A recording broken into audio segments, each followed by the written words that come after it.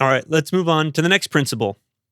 This is that divine law was given to protect these rights, these unalienable rights, and to enhance human happiness. So the founders took the idea of natural law and coupled that with divine law and said, okay, we know what natural law is. We know who the author of this natural law is. That's God. And where do we find divine law revealed to people? That's done in the scriptures. William Blackstone, again, said the doctrines thus delivered we call the revealed or divine law, and they are to be found only in the Holy Scriptures.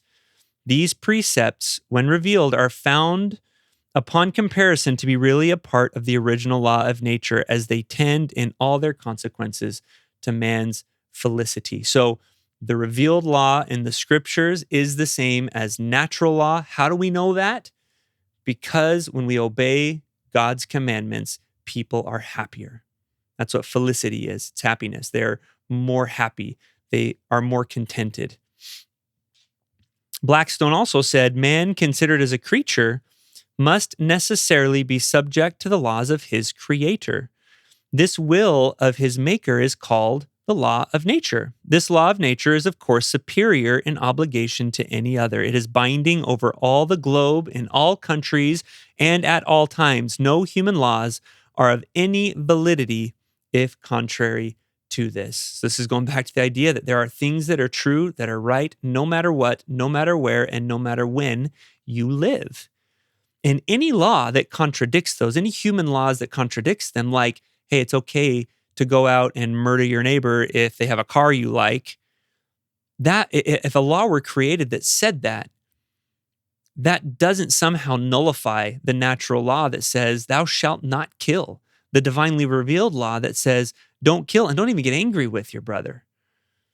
So human laws can't supersede this. Divine law, natural law is supreme and it reigns over everything. Human laws can't change it.